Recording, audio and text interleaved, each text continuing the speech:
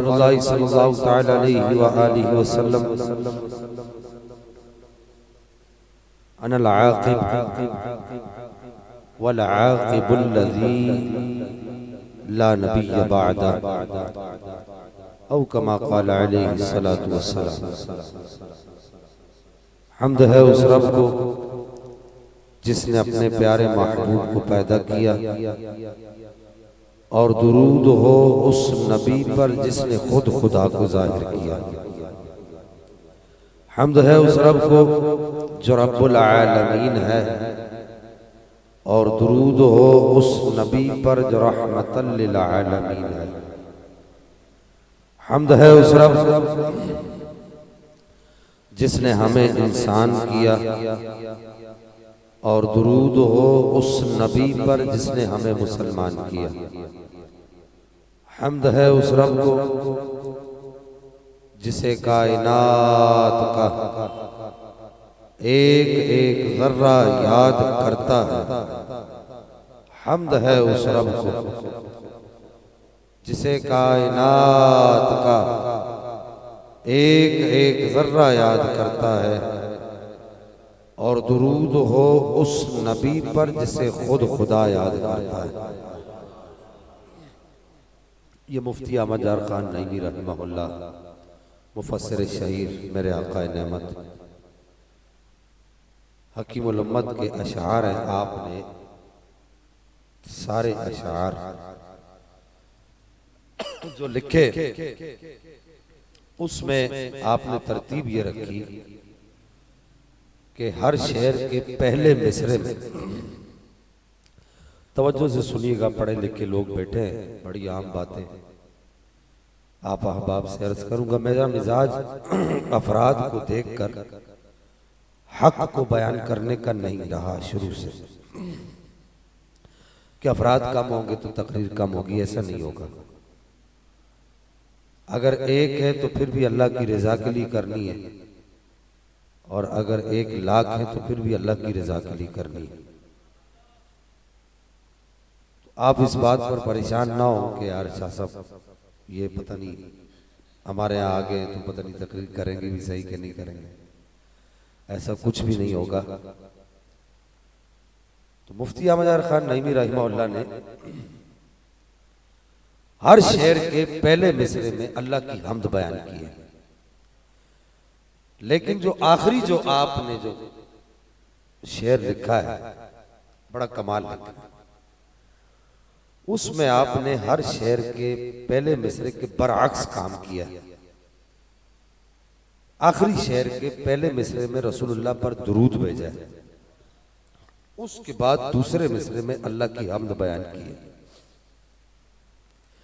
अब जब बंदा ये क्राइटेरिया सुनता है कि यार ये कैसे हो सकता है कि पहले दुरूद फिर हम्द, लेकिन सलाम हो सय्यदी आला हज़रत इमाम अहमद रज़ा खान रहमहुल्लाह के फैज़ान नज़र पर कि आपने ऐसी गिरफ्त लगाई है मुफ्ती अहमद यार खान नईमी रहमहुल्लाह ने कि आपने पहले रसूलुल्लाह पर दुरूद भी भेजा है, और शरई तौर पर कोई फर्क भी नहीं आने दिया, कोई ऐसा मसला भी नहीं उठने दिया जिसके तहत शरई तौर पर कोई गिरफ्त लगती हो।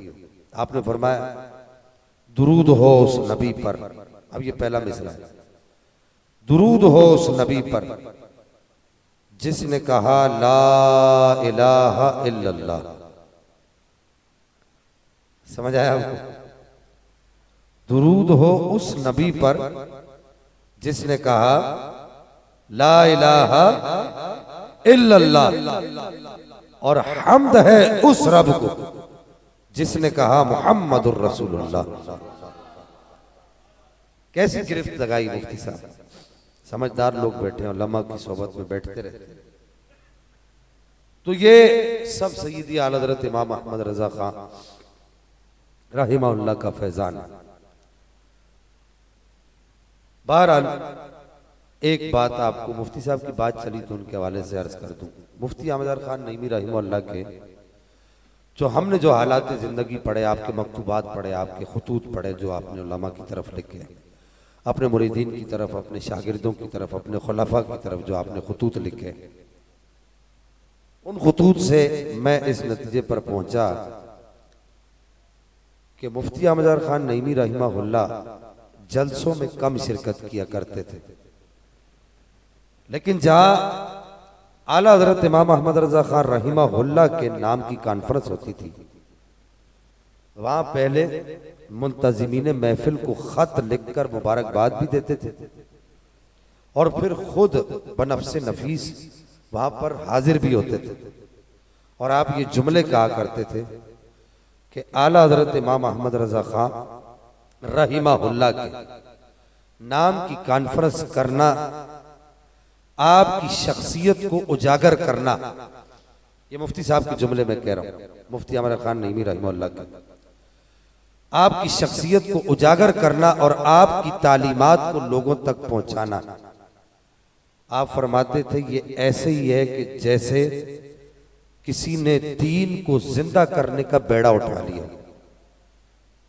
कि आला हजरत की शख्सियत, आप फरमाते थे कि ऐसी शख्सियत है कि आला हजरत की शख्सियत गोया के दीन की इहया और दीन की तरवीज और इशाअत का नाम है। मुझे दो मौजू दिए गए तलहा भाई की तरफ से, एक खत्म नबूवत का मौजू है और एक हुजूर महबूब सुबहानी कंदील नूरानी शाहबाज लामकानी सैयदुना व सनदुना शेख अब्दुल कादिर जिलानी अल मारूफ गौसे आजम दस्तगीर रदियल्लाहु ताला अन्हु व अर्दा वन्ना का मौजू दिया गया है। मैं खिलाफे आदत पहले खत्म नबूवत पर बात नहीं करूंगा, बल्कि पहले मैं गौसे पाक की शख्सियत और आपकी जात पर बात करूंगा और फिर यहीं से हम खत्म नबूवत की तरफ जाएंगे। और हुजूर गौसे पाक रदियल्लाहु ताला अन्हु व अर्दा वन्ना ने जो खत्म नबूवत के जो बंद बांधे,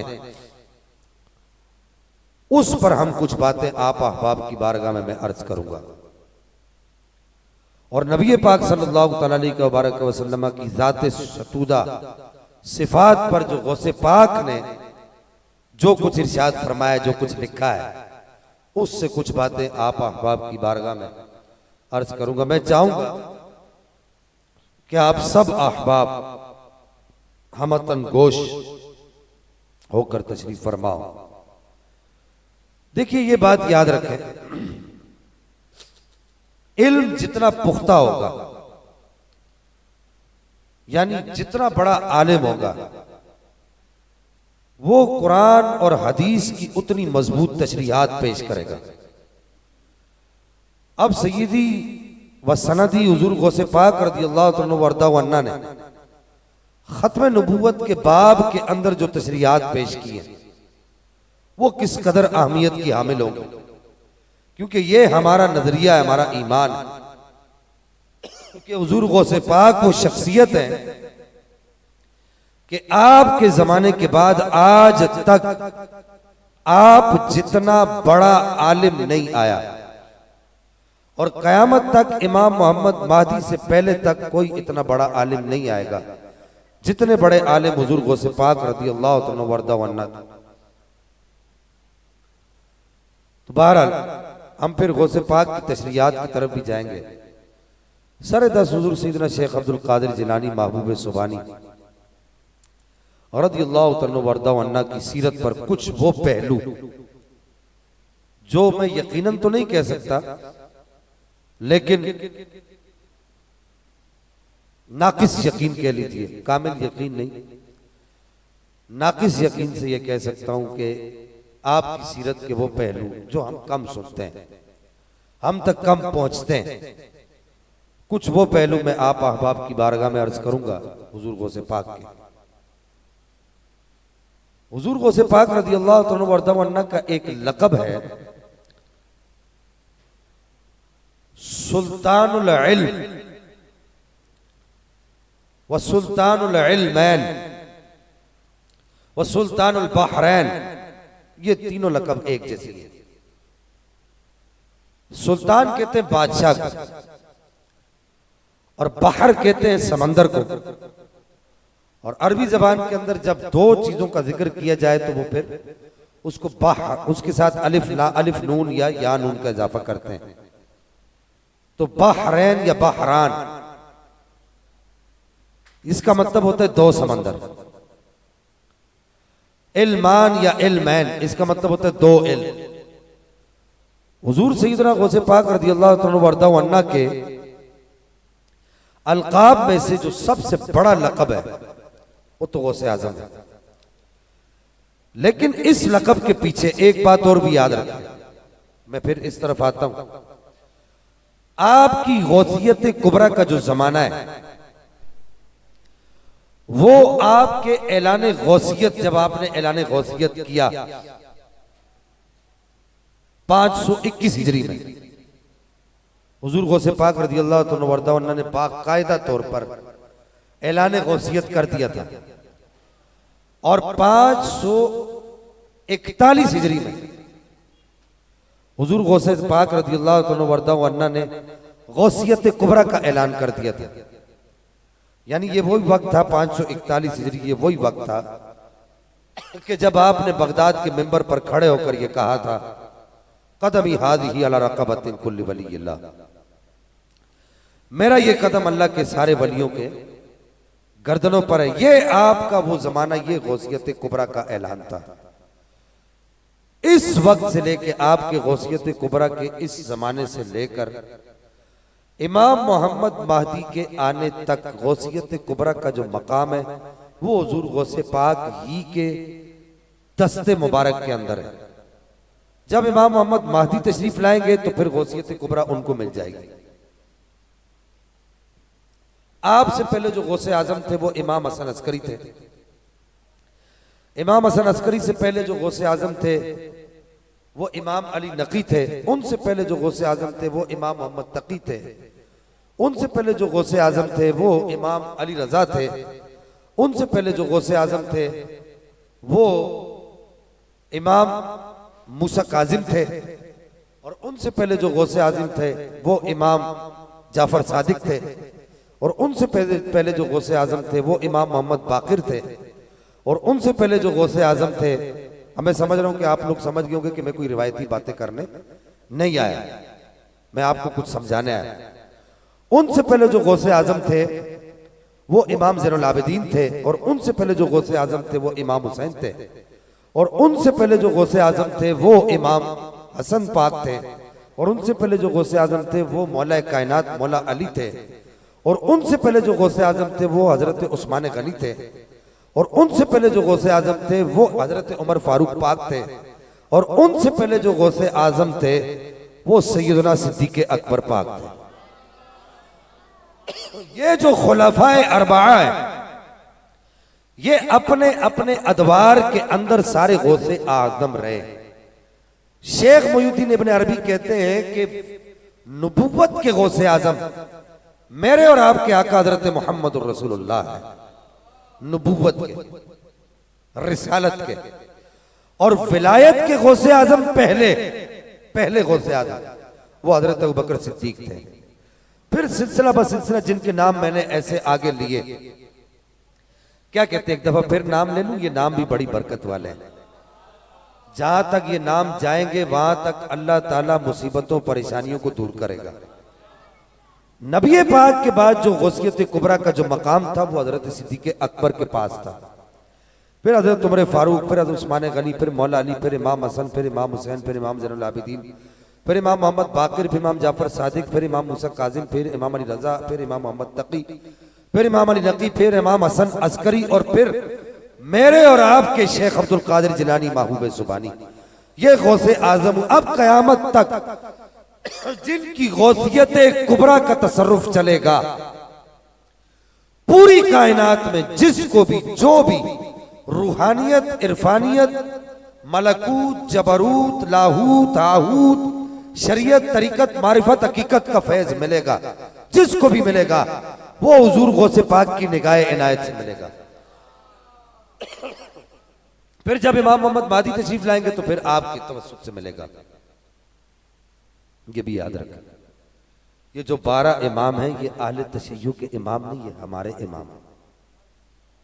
ये हमारे इमाम हैं।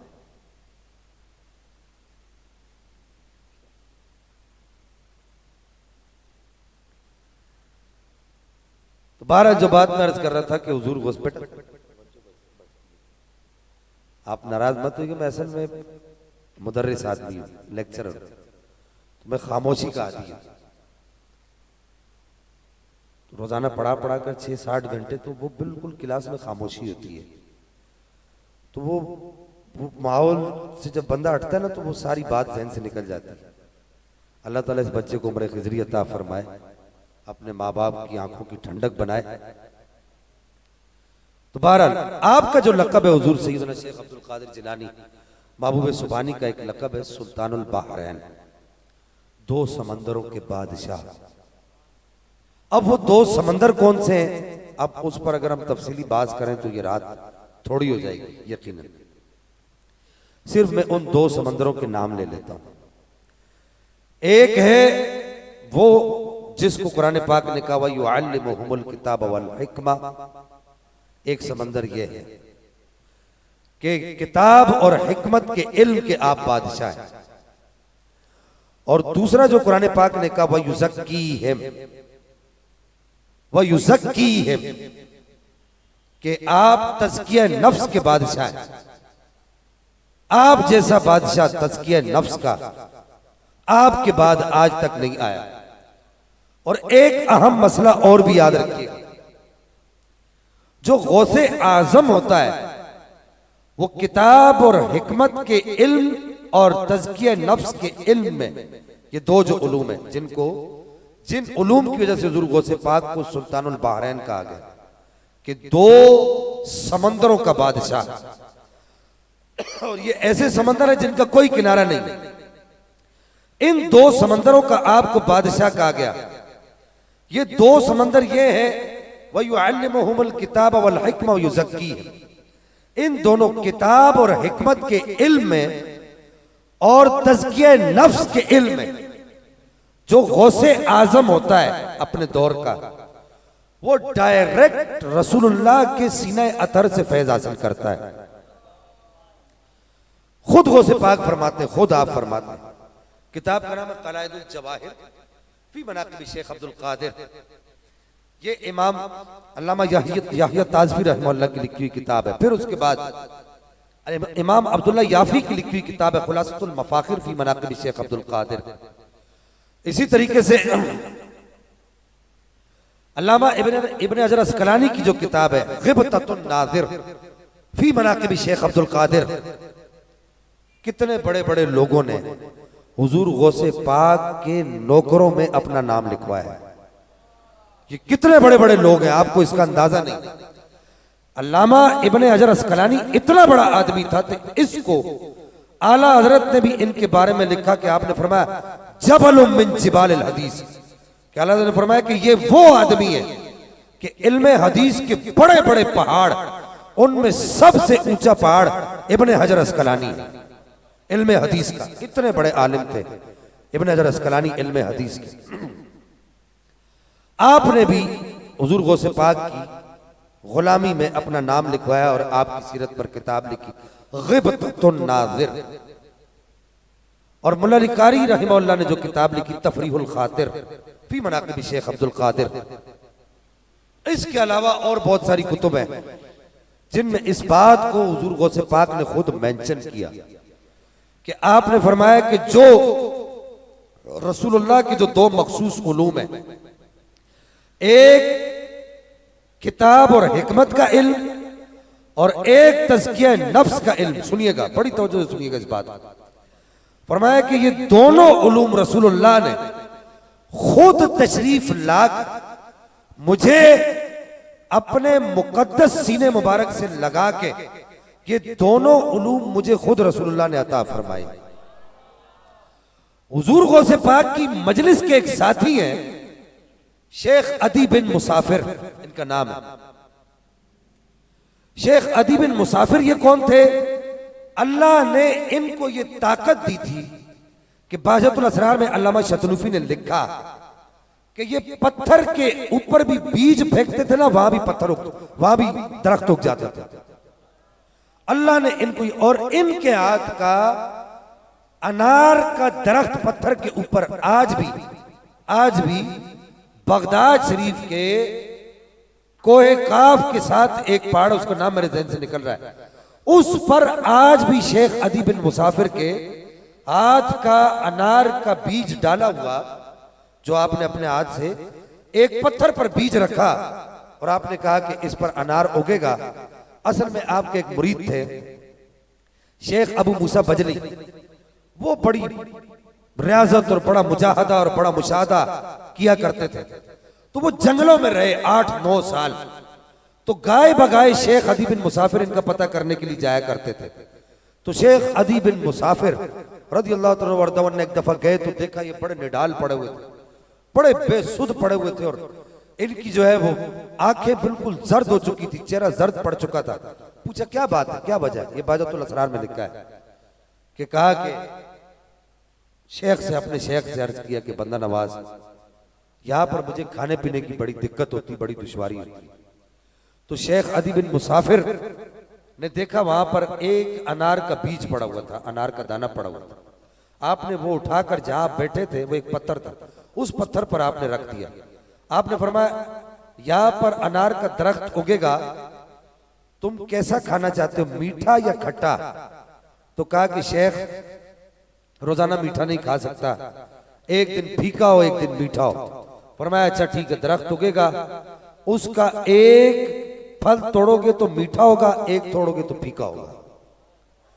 आज भी अगर आप, अब उस पहाड़ का नाम मैंने कल ही पढ़ा था, मेरे जहन से निकल रहा है, उस पर अगर आप जाएं तो वहां पर इनको अल्लाह ने यह ताकत दी थी, आप पत्थरों के ऊपर बीज रख कर वहां पर फसल उगाने की ताकत अल्लाह ने आपको अता फरमाई थी। इसी तरीके से शेख अदी बिन मुसाफिर को भी अल्लाह ने यह ताकत अता फरमाई थी कि वो मुर्दे जिंदा किया करते थे। इसी तरीके से शेख अदी बिन मुसाफिर रज़ियल्लाहु तआला अर्दा वन्ना को अल्लाह ताला ने यह ताकत अता फरमाई थी कि वो दरियाए दजला के ऊपर चल के दरिया को क्रॉस किया करते थे। ये सब बाजतुल असरार की मैं आपको बातें बता रहा हूं। इसी तरीके से शेख अदी बिन मुसाफिर रज़ियल्लाहु तआला अर्दा वन्ना को अल्लाह ताला ने ये कुव्वत अता फरमाई थी, ये ताकत अता फरमाई थी कि आप जलती आग में अगर हाथ डाल देते थे तो आग ठंडी हो जाती थी, क्योंकि आप शेख अबू बकर बिन हवार के मुरीद थे। और आज भी बगदाद शरीफ में अगर आप जाएं तो बगदाद शरीफ के बिल्कुल कुर्बो जवार में कोई 49 या 50 या 51 किलोमीटर के हेर फेर में एक जगह है, उस जगह का नाम है दयाला, मुझे याद आ गया, दयाला उस जगह का नाम। वहां शेख अबू बकर बिन हवार का मजार आज भी मौजूद है। इनके मजार के इहाते में आग जलती तो है लेकिन किसी चीज को पका नहीं सकती, कोई चीज किसी चीज को इनके मजार के इहाते में आग जलाती नहीं। शेख अबू बकर बिन हवार आज भी, और लोग बाकायदा आकर वहां पर प्रैक्टिकल करते हैं, आग जलाते हैं मजार के आते के अंदर, मछलियां लाते हैं, गोश्त लाते हैं, पकाते हैं, जैसा लाते हैं वैसे ही वापस लेकर जाते हैं, पकता नहीं है वहां पर। उसकी वजह क्या है कि आपने अल्लाह की बारगाह में दुआ की थी, या रब्बुल आलमीन मुझे हजरत इब्राहिम अलैहिस्सलाम का फैजान अता फरमा। अल्लाह ताला ने आपको हजरत इब्राहिम अलैहिस्सलाम का फैजान अता फरमाया, आप आग को ठंडा कर देते थे। तो आगे आपके मुरीद थे शेख अदी बिन मुसाफिर, उनको भी अल्लाह ने यह ताकत अता फरमाया, आप जलती आग में हाथ डालते थे तो जलती आग ठंडी हो जाती थी। वो कहते हैं, अब इससे ज्यादा और मैं आपको शेख अदी बिन मुसाफिर का और क्या तारुफ करवाऊं, इसके अलावा और बहुत सारे तारुफ है आपके, लेकिन अभी वक्त नहीं। शेख अदी बिन मुसाफिर कहते हैं, मैंने अपनी आंखों से देखा कि मैं हुजूर गौसे पाक की मजलिस में हाजिर था और इतने बड़े अल्लाह के वली शेख अदी बिन मुसाफिर जो दरियाए दजला के ऊपर चलते थे, आग में हाथ डाल के उसको ठंडा करते थे, पत्थर के ऊपर बीज फेंक के उस पर फसल उगाने की ताकत अल्लाह ने आपको अता फरमाई थी। और उसी पत्थर में से आपने एक चश्मा भी जारी किया था, वो मैं रह गया, वो बात रह गई, मैं आपको नहीं बता सकता। आज भी उस पत्थर में से चश्मा जारी है। ऐसे आपने उस पत्थर में ऐसे अपनी ये वाली उंगली ऐसे 2 दफा मारी तो उसमें से चश्मा जारी हो गया, और आज भी वो चश्मा जारी है। इनका ये हाल था हुजूर गौसे पाक की मजलिस के अंदर कि ये जब हुजूर गौसे पाक रज़ी अल्लाह तआला अर्दा व अन्ना के मदरसे को दूर से देखते थे तो इनका पूरा वजूद कांपने लग जाता था, पूरा वजूद इनका ऐसे कांपने लग जाता था हुजूर गौसे पाक की हैबत से। और ये अपने वक्त के अगवास में इनका शुमार होता। गौसे आजम नहीं थे लेकिन गौसे असगर जरूर थे। इनका जिस्म ऐसे कांपता था, पूरा जिस्म, और थर थर कांपते थे ऐसे, और इनका लिबास पसीने से शराबूर हो जाता था।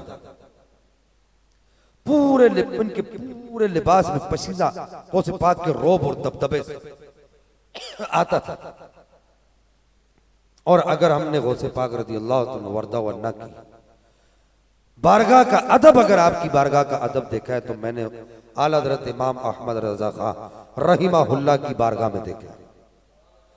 11वीं शरीफ के चावल आए हुजूर गौसे पाक के पास, 11वीं शरीफ के चावल आए, एक दाना नीचे गिर गया तो आला हज़रत इमाम अहमद रज़ा खां रहिमहुल्लाह ने उसको अपने होंठ से, उंगली से नहीं, नीचे झुक कर अपने होंठ से उसको उठाया और कहा कि ये गौसे पाक की न्याज वाले चावल हैं। हाँ जी, हम क्या करते हैं गौसे पाक की न्याज के साथ? इतनी डालते हैं, हाँ, जैसे 10 बंदों ने खाना खाना, एक बंदा बैठता है 10 बंदों का खाना भर के बैठता है, और फिर वो कहता है यार ये बच गया, ये इधर फकीर आया हुआ उसको दे दे। वो फकीर से भी बचता है तो वो कचरे के ढेर में पड़ा होता है। बाहर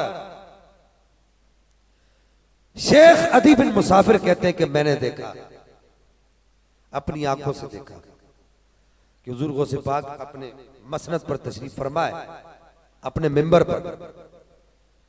मैंने देखा कि आप अचानक उठकर खड़े हुए और आप जिस मिंबर पर बैठे थे उस मिंबर का जो रकबा था वो बड़ा हुआ, उसका हुदूद अरबा, उसका महल वकू बड़ा होता गया। और एक वक्त ऐसा है कि उसमें से नूर फूटने लगा। ये सब मैं मुस्तनद बातें कर रहा हूं, मैं आपको कोई जगह स्टार्ट बातें नहीं बता रहा। ये तमाम मुहद्दिसीन जिनके नाम मैंने लिए उन्होंने अपनी कुतुब के अंदर लिखे। ऐसे मिंबर में से नूर फूटा तो कहते मैंने अचानक देखा नबी पाक सल्लल्लाहु अलैहि वसल्लम तशरीफ ले आए।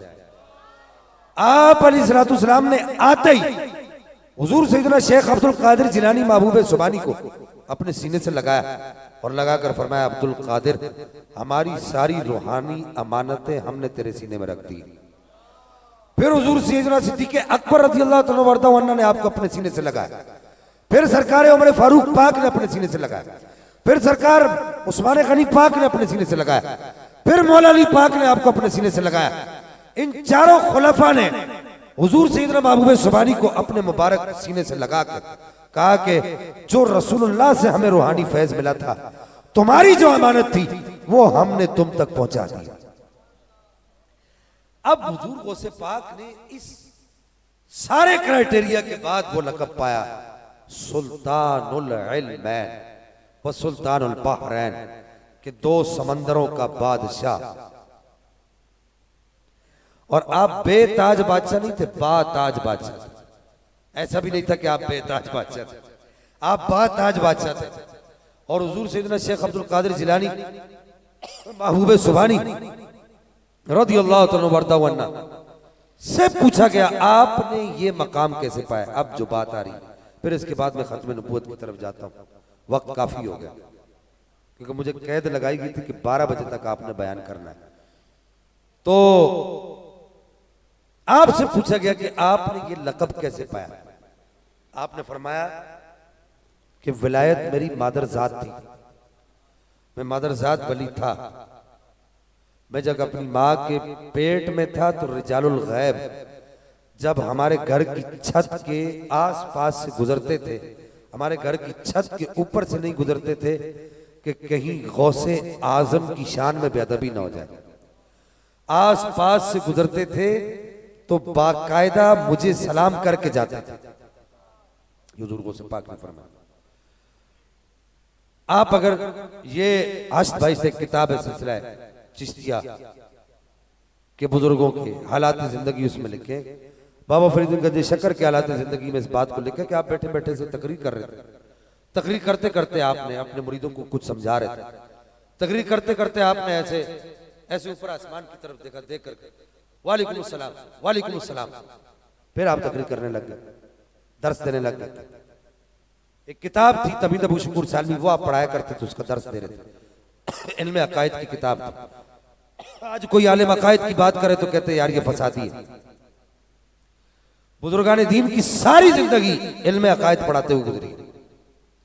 अगर आज कोई आलिम ठोक कर अहले सुन्नत का अकीदा बयान करे तो कहते यार ये तो आए थे और फिर करके चले गए। तो बहरहाल, और यही वजह है कि सुन्नी देवबंदी हो रहा है तो वाबी हो रहा है तो शिया हो रहा है, वजह यही है। तो वो कहते हैं कि जब आप दर्स दे चुके हुजूर बाबा फरीदुद्दीन गंज शक्कर, तो पूछा गया कि क्या कर रहे थे आपने, ये क्या किया? तो आपने फरमाया कि रिजालुल गैब यहां से गुजरे थे, उन्होंने मुझे सलाम किया, मैंने उनके सलाम का जवाब दिया। तो कहा 2 दफा क्यों दिया? कहा 1 दफा उधार था। कहा वो कौन सा उधार? कहा जब मैं माँ के पेट में था उस वक्त ये हमारे घर के पास से गुजरे थे तो उन्होंने मुझे सलाम किया था, तो वो सलाम का जवाब बाकी रह गया था। लेकिन अब आप सुने कि हुजूर महबूब सुभानी क्या इरशाद फरमाते हैं। आप फरमाते हैं कि मैंने अपनी मां के पेट में भी किसी का कोई उधार बाकी नहीं रखा। समझ रहे बात को? फरमाया मैंने अपनी मां के पेट में भी किसी का कोई उधार बाकी नहीं रखा।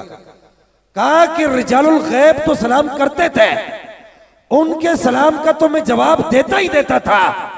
अगर मेरी मां को छींक आती थी ना, वो अल्हम्दुलिल्लाह कहती थी, जवाब देने वाला कोई नहीं होता था, तो मैं खुद जवाब देता था यरहमुकल्लाह।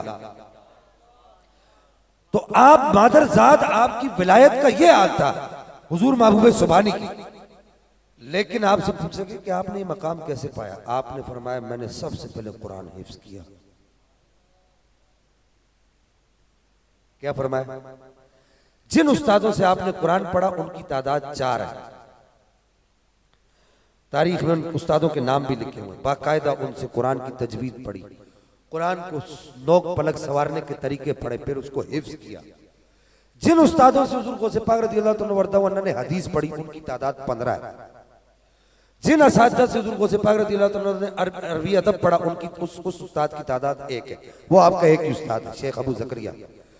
और इसके अलावा आपने दीगर इल्म बलागत जिस उस्ताद से पढ़ा उनकी तादाद 5 है। इल्म मंतिक जिस उस्ताद से पढ़ा, इल्म हदीस जिससे पढ़ा, उसूल हदीस जिससे पढ़ा, उसूल तफसीर जिससे पढ़ा, इस तरह आप फरमाते हैं कि मैं बाकायदा। और ये कौन है? अनवर साहब है। अनवर भाई आ जाए हजरत, आ जाए। माशाल्लाह, वक्त के साथ साथ काफी तब्दीली आ गई। तब्दीली आ नहीं रही, तब्दीली आ गई है माशाल्लाह।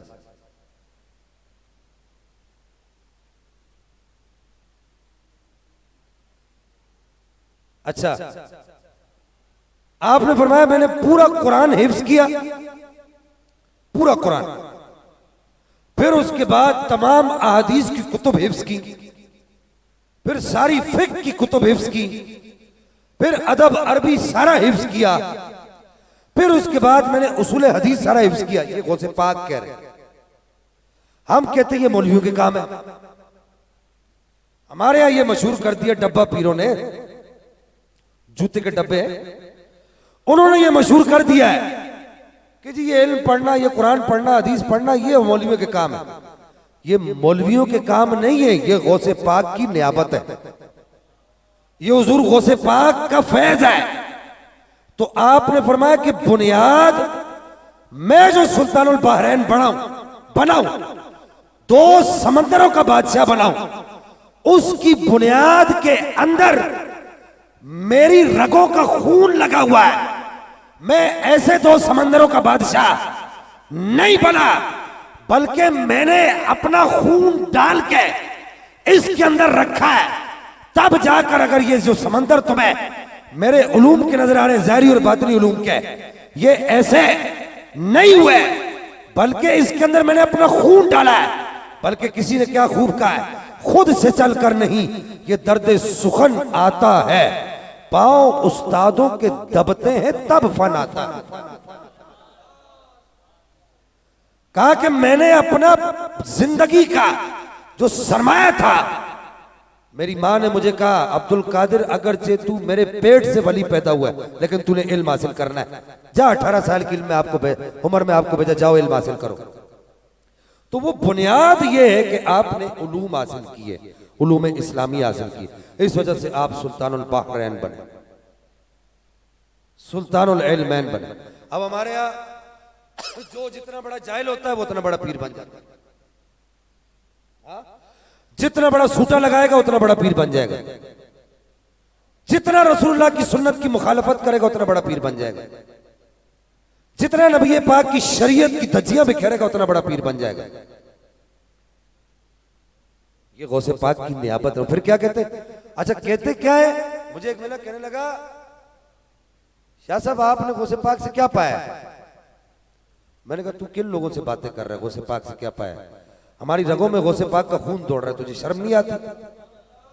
तू बात किससे कर रहा है, तुझे शर्म नहीं आती? हमारी रगों में खून जो दौड़ रहा है वो हुजूर गौसे पाक का खून है, और हम क्या पाए? बोला नहीं नहीं, और आपने क्या पाया? मैंने कहा तूने क्या पाया? बोला मैं डायरेक्ट हुजूर गौसे पाक से मुरीद हूं। मैंने कहा वो कैसे? ना तेरी दाढ़ी पूरी है, ना तू नमाजें पूरी पढ़ता है, ना तुझे किसी सुन्नत का पता है, ना तुझे इल्म फराइज आता है, तू कैसे गौसे पाक का डायरेक्ट मुरीद? बोला ये बातें आपको समझ नहीं आएंगी। मैंने कहा बाबा जा जान छोड़, हमें ना ही समझ आए तो अच्छा है। तो बहरहाल हुजूर गौसे पाक की जिंदगी का जोदे मुसलसल, और जो मैंने आपको सारी बातें बताई उसका निचोड़ यही है कि सब चीजों की बुनियाद आपको हैरत होगी। आपने आप में से कोई बगदाद शरीफ गया? अल्लाह आपको बगदाद का मुसाफिर बनाए। आपने बगदाद शरीफ का माहौल नहीं देखा? आज भी हुजूर गौसे पाक के मजार पर रवाफिज नहीं आते, नहीं आते। वजह क्या है? वजह यह कि हुजूर महबूब सुभानी जब बगदाद में दाखिल हुए उस वक्त पूरे बगदाद में एक ही सुन्नी था जिसको दुनिया शेख अब्दुल कादिर जिलानी कहती थी। एक सुन्नी था जिसको दुनिया महबूब सुभानी शेख अब्दुल कादिर जिलानी कहती थी। वो कौन सी ताकत थी जिसने बगदाद के उस काले माहौल के अंदर, अब वक्त ऐसा है, जमाना ऐसा है कि मैं नाम खोल के नहीं लेता, आप समझ जाए, उस काले माहौल के अंदर पूरे बगदाद के माहौल को पलट कर रख दिया और रवाफिज को मजबूर कर दिया कि वो सुन्नियत की तरफ आ जाए। कि हुजूर गौसे पाक के सीरत निगारों ने लिखा, फरमाया कि बगदाद तो बगदाद, पूरी दुनिया में ऐसा कोई आलिम नहीं था जो शेख अब्दुल कादिर जिलानी के सामने बैठकर बात कर सके। अल्लाह ने आपको यह मकाम अता फरमाया। इस वजह से आपके उस मकामे इल्म की वजह से, उस इल्म की मजबूती की वजह से आपने पूरे बगदाद से राफिजियत को खत्म किया और सुन्नियत को राइज किया। और आज भी उन जख्मों पर जो मरहम जो है, समझिए कि नमक आज तक छिड़का जा रहा है। रवाफिज हुजूर गौसे पाक के मजार पर नहीं जाते, उसकी वजह यही है। बहरहाल अब खत्म नबूवत के हवाले से एक बात अर्ज कर दूं, वक्त खत्म हो गया, ये भी लाजमी देखें। खत्म नबूवत का मसला एक ऐसा मसला है, और खत्म नबूवत का काज और खत्म नबूवत का अकीदा, तीनों बातें एक। खत्म नबूवत का अकीदा एक ऐसा अकीदा है कि अगर आप इस अकीदे की बुनियाद को देखें, इसकी हकीकत को देखें, तो आप हैरान रह जाते हैं कि आलम कुफर जो यहूदी और नसरानी है, उन्होंने इस्लामी तालीमात में से किसी और तालीम को इतना नुकसान नहीं पहुंचाया जितना खत्म नबूवत की तालीम को नुकसान पहुंचाया। और एक अकीदा यहां पर खत्म नबूवत के बाब के अंदर याद रखें, नबूवत के अंदर तरक्की नहीं है, यह अकीदा है। नबूवत के अंदर फैज की तरक्की के साथ मकामात का मिलना नहीं है। आप सोच रहे होंगे ये कैसे, मैं आपको उसकी मिसाल देता हूं। कभी ऐसा नहीं हुआ कि कोई अल्लाह का नबी पहले वली था, फिर वो गौस बना, फिर वो कुतुब बना, फिर वो बदल बना, फिर वो गौस बना, फिर गौस आजम बना, फिर वो साहबी बना, तो फिर वो नबी बन गया। ऐसा कभी नहीं हुआ। नबी, कुरान ये कहता है कि पैदाइशी नबी होता है।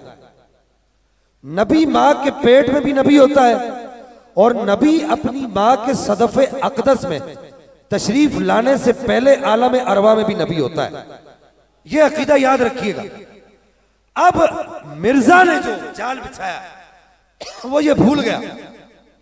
अगर कोई नबूवत के बाब के अंदर तरक्की का कायल हो कि वो कहे कि जी नबी पहले वली होता है, फिर वो आरिफ बनता है, फिर सालिक बनता है, फिर वासिल बनता है, फिर वो बदल बनता है, फिर वतत बनता है, फिर मुजद्दिद बनता है, फिर उसके बाद गौस बनता है, फिर जाके वो नबी बनता है।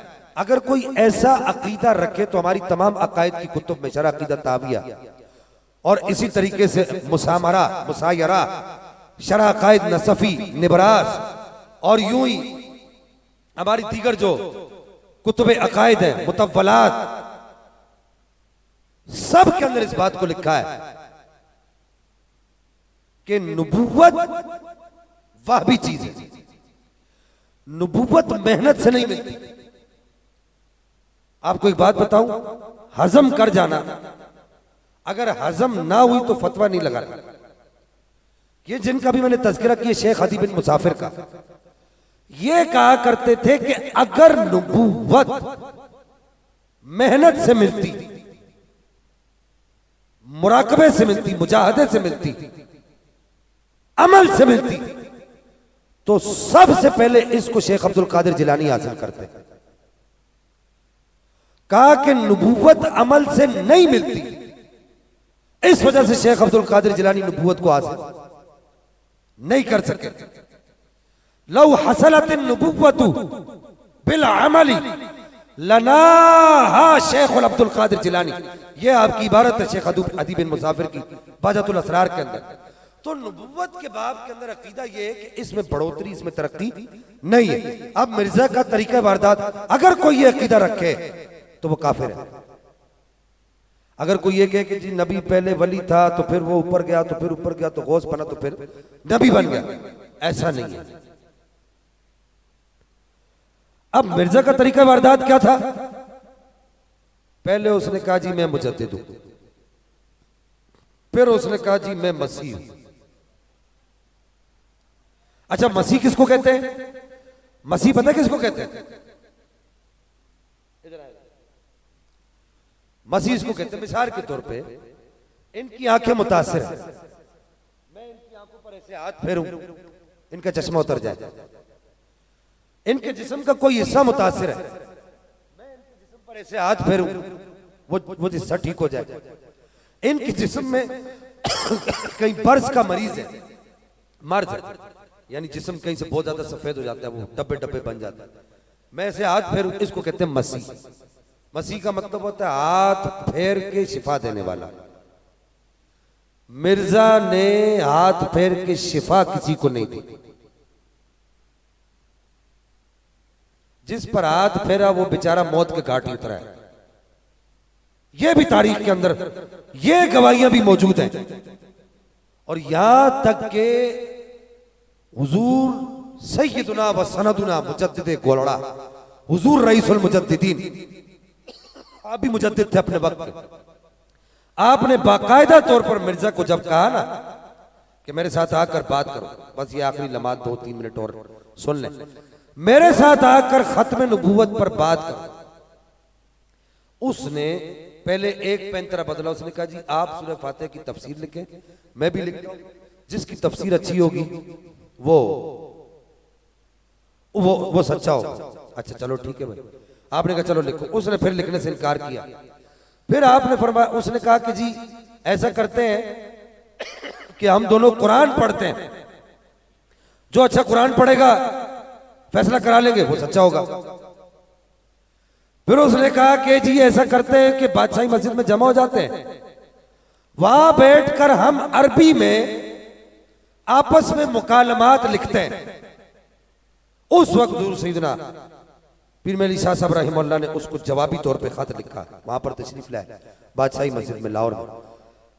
बादशाही मस्जिद में जाया करो तो वहां पर अल्लाह की बारगाह में दुआ किया करो, ये वो मस्जिद है जहां रसूलुल्लाह की खत्म नबूवत पर पीर मेली शाह साहब ने पहरा दिया, ये वो मस्जिद है। आपने वहां बैठकर मिर्जा को खत लिखा, फरमाया मिर्जा बहुत हो गई है, अगर रसूलुल्लाह की खत्म नबूवत की बात है, तू कहता है मैं अल्लाह का नबी हूं, मैं कहता हूं मैं रसूलुल्लाह के गुलामों के गुलामों के गुलामों के गुलामों के गुलामों के गुलामों के गुलामों के गुलामों का अदना गुलाम हूं, आजा। अगर रसूलुल्लाह की खत्म नबूवत के लिए मुर्दे भी जिंदा करने, तू कब्र की तरफ इशारा करियो, मैं अली तुझे मुर्दे जिंदा करके दिखाएगा। मौलाना मोहम्मद गाजी साहब, 1 मिनट रह गया, मौलाना मोहम्मद गाजी साहब जो आपके साथ होते थे, मक्का से तशरीफ लाए थे आपके इल्म को देखकर। आज लोग कहते जी मक्के वालों के पास बड़ा इल्म है, मदीने वालों के पास बड़ा इल्म है। मैंने कहा इल्म उनके पास नहीं है जो मक्के मदीने में रहते हैं, इल्म उनके पास है जिनके दिल में मदीने वाला रहता है। चाहे वो मदीने से दूर हो चाहे मदीने के अंदर हो, दिल में जब तक मदीने वाला नहीं आएगा उस वक्त तक इल्म। मौलाना मोहम्मद गाजी साहब मदरसा सोल्तिया मक्का शरीफ के सबसे बड़ी यूनिवर्सिटी थी उस वक्त, उसके चांसलर थे। लेकिन पीर मेली शाह साहब का इल्मी मकाम देखा तो कहा कि हुजूर मैं आपके शागिर्दों में शामिल होना चाहता हूं, मुझे अपने साथ ले जाए। तो मौलाना मोहम्मद गाजी साहब पढ़ते थे हुजूर आला हज़रत हुजूर सैयदना पीर मेली शाह साहब रहमतुल्लाह से, इल्म हासिल करते थे, शेखुल हदीस थे मदरसा सोल्तिया के। और क्यों? उनको पता था मैं मक्के में तो रहता हूं, लेकिन मक्के के काबे में जो तजल्लियात नाजिल होती हैं उनका अमीन अगर कोई है तो गोरड़े में रहने वाला मेरा निशा है। उन्होंने कहा कि किबला आपने ये इतना बड़ा काम कैसे कर दिया, ये कैसे लिख दिया कि आज अगर रसूलुल्लाह की खत्म नबूवत के लिए मुर्दे भी जिंदा करने, तू कब्र की तरफ इशारा करियो मैं जिंदा करके दिखाऊंगा। तो पीर मेली शाह साहब रहमतुल्लाह ने इरशाद फरमाया, कहा रोते हुए कहा आपकी आंखों में आंसू आ गए, आप रो पड़े। आपने फरमाया मौलाना मोहम्मद गाजी साहब से, कहा मौलाना गाजी साहब खुद नहीं लिखा, मिर्जा ने जब मुझे खत लिखा ना तो उसका खत सामने रखा हुआ था, मैं कागज और कलम लेकर बैठा टेबल पर, तो मैं सोचने लगा मैं क्या जवाब लिखूं। तो मैंने महसूस किया मेरे कंधों पर किसी ने हाथ रखा है। मैंने पीछे मुड़ के देखा तो रसूलुल्लाह तशरीफ फरमा थे। सरकार ने फरमाया मेर अली जो तेरे दिल में आता है लिख, लिखना तेरा काम है, करके हम दिखाएंगे।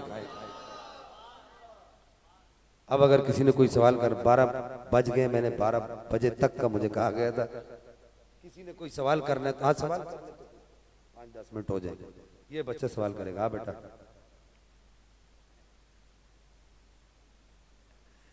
कोई सवाल करना किसी ने? हाँ हाँ हाँ, यार हम सादे सुदे मौलवी, हमें क्या पता है। ये आपका इसमें गिरामी अशरफ नूरी,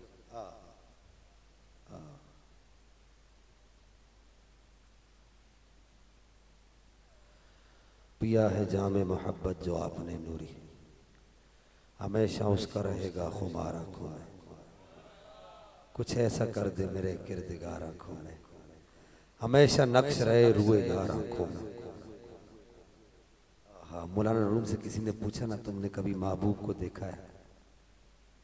आपके सवाल का जवाब देता हूँ थोड़ा सा। आपने नूरी का जिक्र छेड़ा तो असल में मेरी कमजोरी आला हज़रत का जिक्र या आला हज़रत के खानदान का जिक्र। मौलाना रूम से किसी ने पूछा ना तुमने कभी यार को देखा है, महबूब को देखा है कभी? तो आपने फरमाया कि आमद से दरम दोशे बुते जमजमा सादे सरताब कदम गारते होशे हमा नाजे। मौलाना रूम ने फरमाया, जवाब दिया, ये वही जवाब जो मैंने अभी शेर पढ़ा है कि पिया है जामे मोहब्बत जो आपने नूरी, हमेशा उसका रहेगा खुमार आंखों में। तो मौलाना रूम ने कहा आमद से दरम दोष बुते जमजमा साजे, सरताब कदम गारते होशे हमा नाजे। मौलाना रूम ने इरशाद फरमाया, आपने फरमाया, ये शेख मुहीउद्दीन इब्ने अरबी रहमतुल्लाह के पोते शागिर्द थे मौलाना रूम। तो मौलाना रूम ने फरमाया, क्या तू कहता है महबूब को देखा है? मैं तो अपने घर के दरवाजे को देखता हूं तो मुझे वहां महबूब नजर आता है। मैं अपने घर की खिड़की को देखता हूं तो मुझे वहां महबूब नजर आता है। मैं अपने घर की दीवारों को देखता हूं तो मुझे वहां महबूब नजर आता है। मैं अगर अपने घर की छत को देखता हूं तो मुझे वहां महबूब नजर आता है। आमद से दरम दोष बुते जमजमा साजे। कहा कि जिस तरफ निगाह उठाता हूं, जिधर देखता हूं उधर तू ही तू है। कहा तुम बात करते हो महबूब को देखा है? सरताब कदम गारते होशे हमा नाज़े। कहा हम सांस उस वक्त तक लेते ही नहीं है जब तक महबूब का दीदार न कर ले। अल्लाह, सुन्नी लावारिस तो नहीं है, इसके वारिस बड़े तकड़े हैं, बड़े तगड़े हैं इसके वारिस। तो वो मुस्तफा रजा खान नूरी रहमतुल्लाह ने कहा, मियां पिया है जामे मोहब्बत, जो आपने नूरी हमेशा उसका रहेगा खुमार आंखों। कुछ ऐसा कर दे मेरे किरदगार आंखों में हमेशा नक्श रहे। ऐसे लगता है मौलाना मुस्तफा रजा खान ऐसे करके यूं खड़े हुए अल्लाह की बारगाह में और दुआ कर रहे, कुछ ऐसा कर दे मेरे किरदगार आंखों में हमेशा नक्श रहे रूए यार आंखों में। विलायत का जो पहला जो मर्तबा है विलायत का, उनका विलायत के अशरफ नूरी साहब, तो ज़ाहिर नूरी है तो ऐसी बात करेंगे। पहला जो विलायत का मर्तबा है वो है सालिक का मर्तबा। अब इनकी तफसील है, मैं आपको तफसील नहीं बता रहा, वक्त फिर लंबा हो जाएगा, सिर्फ इतना अर्ज कर। सालिक वो होता है जो शरीयत मुतहरा की पैरवी को इतना अपना लेता है, इतना अपना लेता है, गोया कि शरीयत मुतहरा उसकी फितरत सानिया बन जाती है। ये सालिक है, ये पहले मर्तबे का वली है। इसके बाद आरिफ का मर्तबा। आरिफ वो होता है जो अल्लाह जल्ला मजदुल करीम के अस्माए सिफात का तफक्कुर और तदब्बुर करता है। इसके बाद वासिल का मर्तबा। वासिल वो होता है जो कायनात में तदब्बुर और तफक्कुर करता है। इसके बाद वासिल बिल्लाह का मर्तबा। वासिल बिल्लाह ऐसे होता है जिस तरह ये काजी बेजावी ने तफसीर बेजावी के अंदर इसको लिखा है, जिस तरह मेरी दोनों उंगलियां आपस में इस तरीके से मिल गई हाथों की, इस तरीके से अल्लाह की सिफात और उसकी तजल्लियात और उसके अनवार के साथ, सिफात की तजल्लियात के अनवार के साथ वो ऐसी यूं गुत्थम गुत्था हो जाता है। उसको कहते हैं वासिल बिल्लाह। ये वासिल बिल्लाह होता है। फिर उसके बाद फिर मकामात विलायत अगले शुरू होते हैं। वासिल बिल्लाह के बाद फिर नकीब है, फिर आकीब है, फिर बदल है, फिर वतद है, फिर गौस है, फिर उसके बाद गौसे आजम है, उसके बाद गौसे आजम। इसके ऊपर का दर्जा फिर विलायत का और कोई नहीं। और किसी ने कोई सवाल करना? आप सवाल करेंगे तो मुझे खुशी होगी।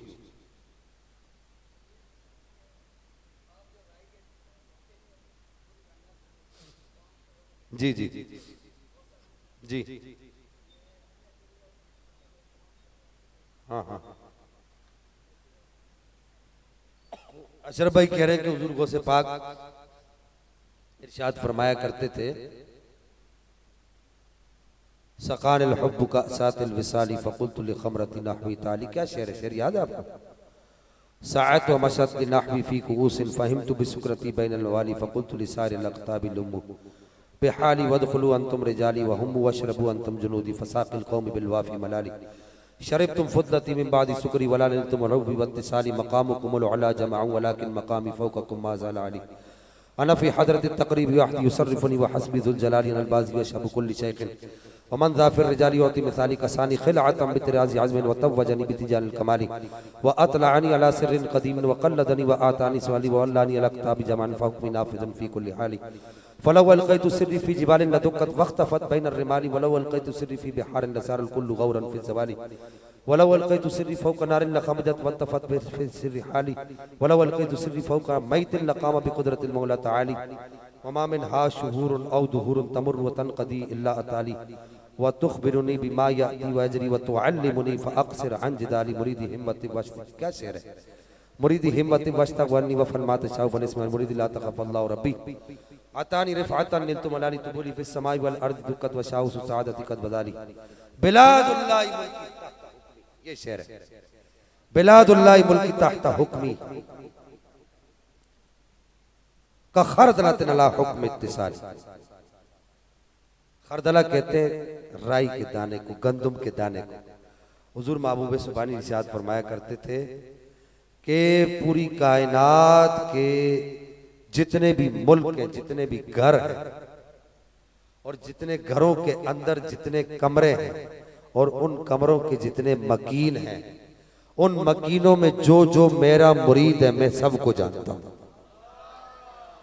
मैं बिलादुल्लाहि मुल्की तहता हुक्मी का खरदलतिन अला हुक्म इत्तिसाली। का मैं ऐसे जानता हूं जैसे मेरे हाथ में राई का दाना रखा हुआ होता है। अब और कोई कहे ये कैसे हो सकता है, तो कुरान में उसका सबूत मौजूद है। सूरह नाम है, पारा नंबर 7 है। अल्लाह ताला इरशाद फरमाया व कज़ालिक नुरी इब्राहीम मलकूत समावाति वल अर्द लियकून मिनल मूक़िनीन। ऐसे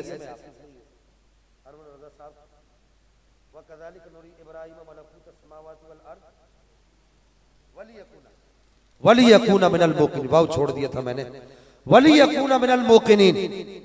अल्लाह फरमाता है कि हमने इब्राहीम अलैहिस्सलाम को पूरी कायनात में, पूरी कायनात में ऐसा तसर्रुफ अता फरमाया था कि पूरी कायनात का एक एक चप्पा हजरत इब्राहीम अलैहिस्सलाम देखते थे,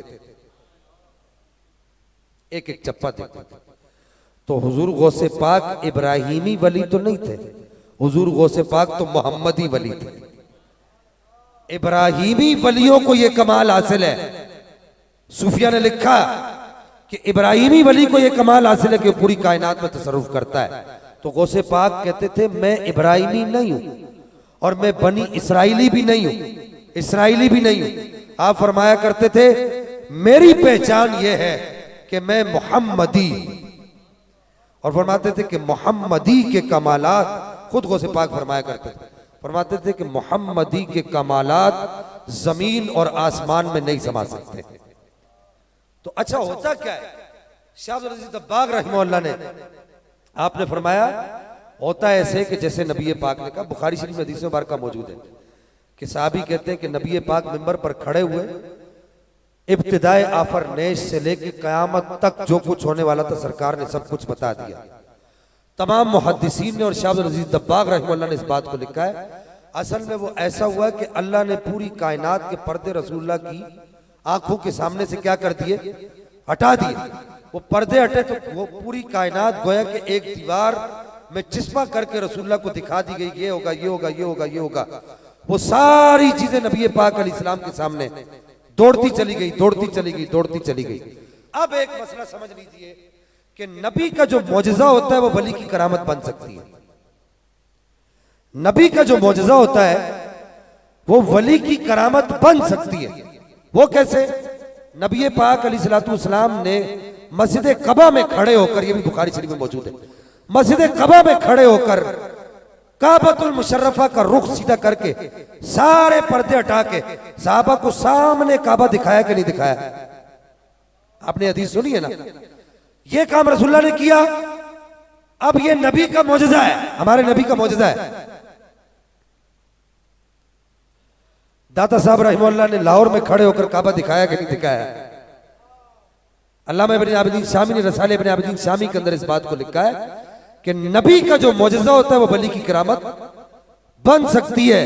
इसी के तहत उन्होंने लिखा कि वो जो रसूलुल्लाह सल्लल्लाहु अलैहि वसल्लम जो चांद से खेला करते थे, खेलते थे चांद से बचपन में आका इसलिए हाँ, ये सरापा नूर थे, वो था खिलौना नूर का। कहा वो जो सरकार बचपन में चांद से खेला करते थे, रसूलुल्लाह का मौजज़ा है। फिर चांद को आपने दो टुकड़े किए, रसूलुल्लाह का मौजज़ा है। कहा कि ये जो मौजज़ात हैं ये वली की करामत बन सकते हैं। और हुजूर गौसे पाक ने रसूलुल्लाह का नायब होने का सबूत देते हुए ये कहा कि वमा मिनहा शुहूरुन औ तहूरुन तमुर्रु व तनक़दी इल्ला ताली। कहा कि कोई दिन और रात, सूरज और चांद ऐसा नहीं चढ़ता और ऐसा गुरूब नहीं होता जो अब्दुल कादिर से इजाजत लिए बगैर तुलू हो या गुरूब हो। तो वो नबी की मौजज़ा था, वो वली की करामत बन सकती है। और बस अब सवाल नहीं। वाखिर दावाया अनिल हम्दुलिल्लाहि रब्बिल आलमीन।